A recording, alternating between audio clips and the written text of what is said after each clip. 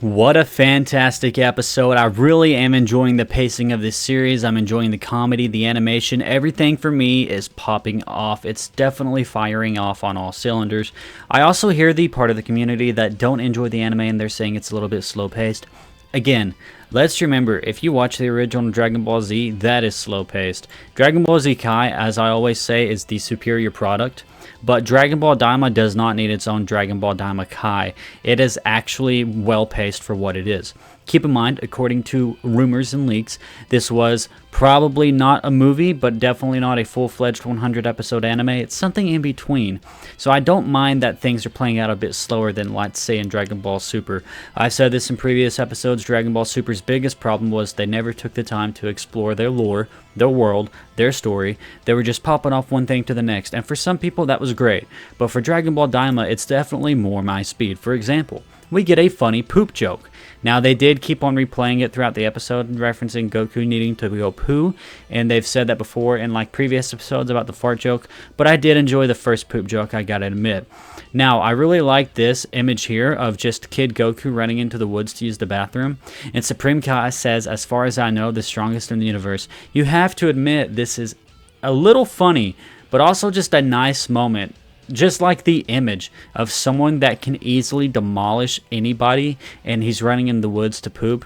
Like, it's just funny. This is something that you'll only see in Dragon Ball. Well, maybe not you'll only see in Dragon Ball, but it's definitely something that makes Dragon Ball more unique and special. Also in this episode, we got a lot of information about Glorio, who his true ties are to. But before I get into that, let's look at this collar. Now, according to the Gendarmerie, that's what they say here, Gendarmerie, that's an interesting name. They say that, oh, you're from the third demon realm. Look at the collar, right? So she's showing her collar as proof she's from the third demon realm. Now, keep in mind, Glorio says he's from the first demon world, but obviously we know he's telling the other friends in the cave he's from the third demon realm, but he gets hired from somebody in the first demon realm. We'll get into that. But is he even originally from the third demon realm? Because he doesn't have his own collar like Pansy does. And Pansy doesn't question him about it, so it's entirely possible that he probably just learned how to take his collar off. We don't know how these collars work yet, so I'll definitely make sure to pay close attention to that. And again, I feel bad for these third demon world characters because, as the Gendarmerie say, if you see him contact the Gendarmerie, it's worth 10 gold coins. I don't know how valuable 10 gold coins are, but I do know that if the farmers weren't giving up like 3 gold coins, and they were going to lose like 10 years off their life or something like that. So I think it's just a case of they're so poor, a small amount of money means a lot to them. So poor guys, man. Poor third demon world inhabitants. Now, again, Pansy, what do you mean did you wash your hands? You're in the third demon world. There's a desert planet looking place in the third demon realm, and there's probably no sinks around. Do you have a sink on that plane? I'm assuming you probably do. Alright, and this is the big one. This is the one where I wanted to talk about the most with you guys and really get into the lore.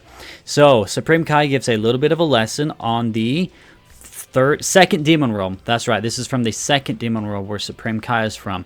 So we actually could go to this place. We'll probably see this place and learn more about the Kaio, or the Glens I should say, because I'm kind of thinking the Kai and the Glen are probably a different thing altogether. Again, Supreme Kai is a status, a title you could say, and a Glen is the species.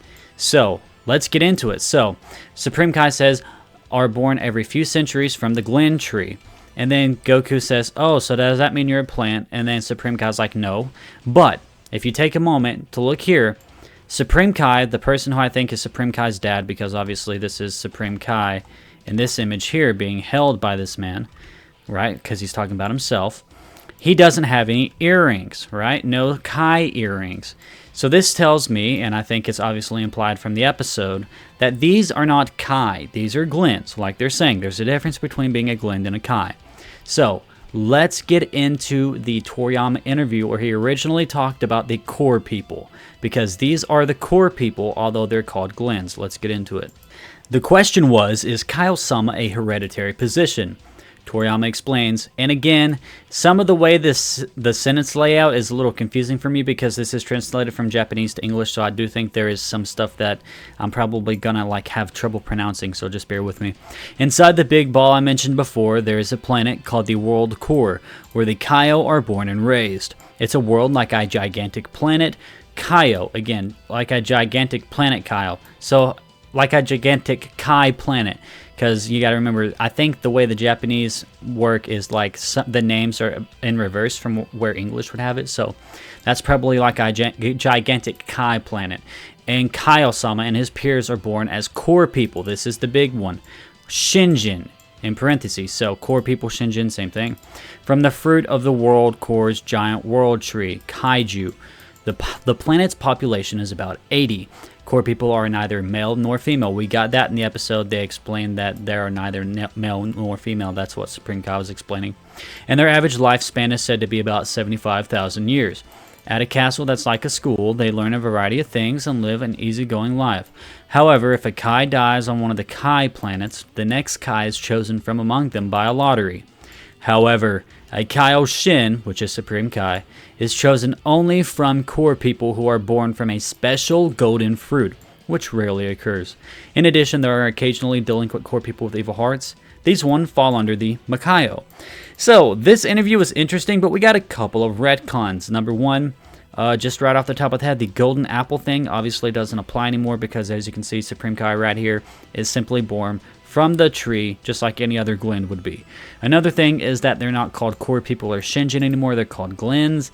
I think Glen is an interesting name, definitely otherworldly. And then I think the final retcon is, additionally, there are occasionally delinquent core people with evil hearts. You could say that Degisu is just a delinquent core person with an evil heart, but Toriyama also said other things like how they basically go to the demon realm and things like that. But no, these are Glens from the demon realm. So it's not that there are certain bad apples that fall from the tree into the demon realm. It's more like Degisu chose to stay and all the other Glens chose to leave the demon realm. So, is it a retcon? You can decide that. It's kind of more an expansion of what Toriyama already established. And then I like that there's a little bit of a Piccolo connection. Goku says, so that's why you don't drink, that's why you don't eat and always only drink liquids. So yeah, same thing that Piccolo does. He only drinks water. So this was interesting. No, there are 5 Glend trees.